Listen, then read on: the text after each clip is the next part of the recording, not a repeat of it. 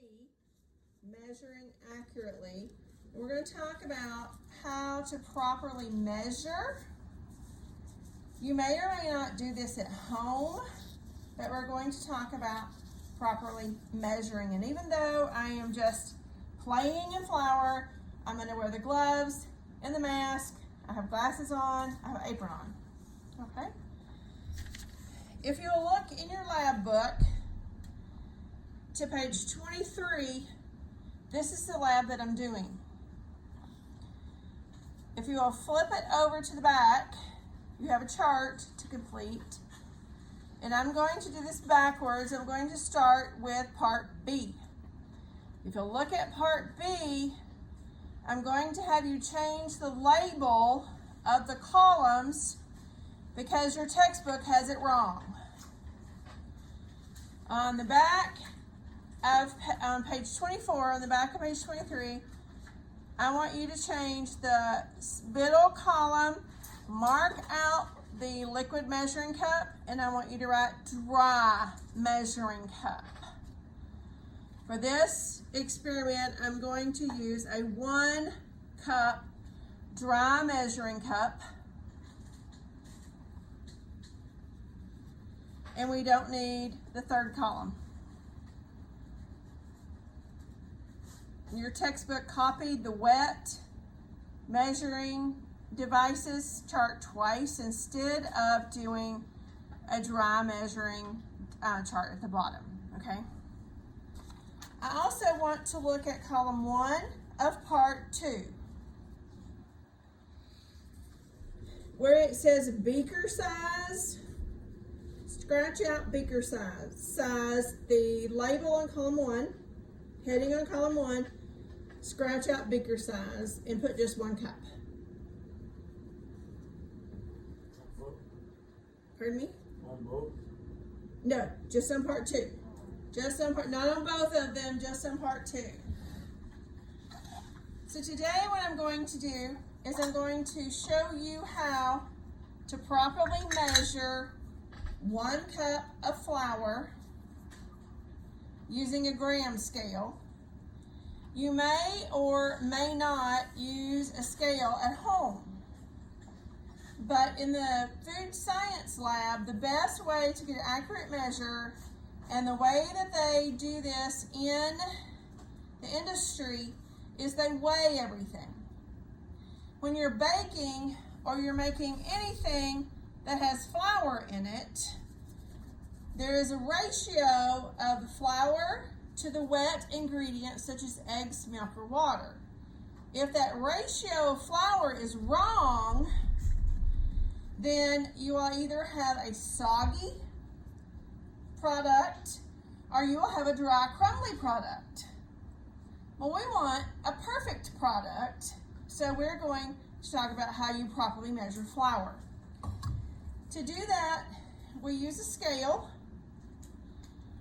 We set it to grams, and then my scales have a 0 button. That 0 button means you tear the scale. Let me explain to you what that means. When you have the scale sitting on a flat surface, you're going to use something for a weighing paper or a container to put what you're measuring in. We usually use coffee filters. So I will put the coffee filter on here. The coffee filter weighs 1 gram. So I have to erase the weight of the coffee filter by pressing the 0 button. So the gram weight goes back to 0, and I only get a weight of whatever I put inside this coffee filter. Okay? So what I'm going to do first is 1 cup of flour, and if you look at column 1 on your lab sheet, page 24, it says 1, and it has scoop in parentheses. That does not mean 1 scoop of flour. It means I'm supposed to, for step number 1, scoop the flour.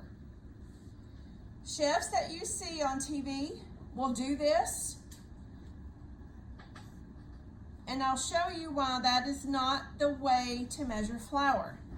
So if you watch Paula Deen or you watch any of the other bakers, they'll take the cup of flour, they'll scoop it out, and they will take their finger and run it across, and they will use that to make whatever they're making.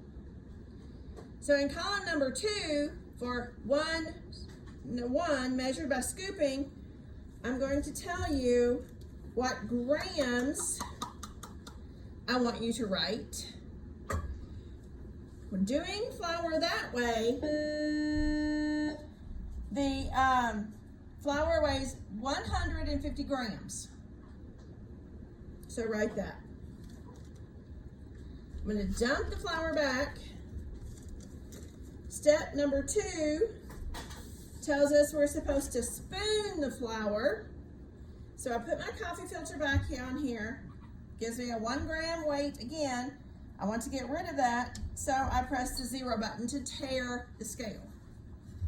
Now I'm going to just spoon flour into this cup, and the proper way is to use a straight edge and level off the flour. And now I'm going to mass it, weigh it, mass it. This time, step number 2, where it says spoon, that means you spoon the flour into the cup. This one weighs 137 grams. Going to dump the flour back. And if you are at home and you are measuring flour, you don't have a scale, this is the proper way to do it. You can either use a fork or a wire whisk. You're going to stir up the flour. I like to use a wire whisk because you can really fluff the flour up. By doing this, I'm adding volume to the flour by adding air to it, so it's not packed down in the bowl or the container. Then it says fluff and spoon, so I fluffed it. Now I'm going to spoon it into my cup.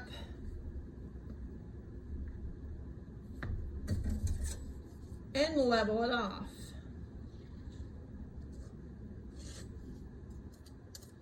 Now I'm going to mass that.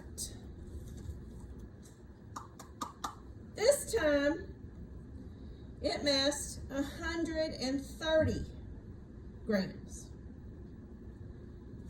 You'll notice a trend. What trend? Those of you in class, what trend have you noticed?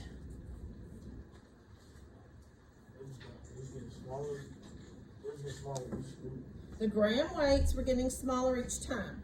So number 1, when I scooped it, what were my grams? 150 grams. Number 2 was 137. The last one is 130 grams. Now, 1 cup of flour should weigh 125 grams. Did I get close? I did. So that is the best way to measure flour if you're going to make a cake or brownies or anything that contains flour at home, is to fluff it with a fork or a wire whisk and spoon it into your cup, level it off with a knife. Now you will have some questions at the bottom of the page about this process. I'm going to put some questions on Google Classroom about this lab for you to answer, because we're not doing the class average because everybody is not measuring. All right? If you have questions, you can email me and I'll be glad to answer those questions.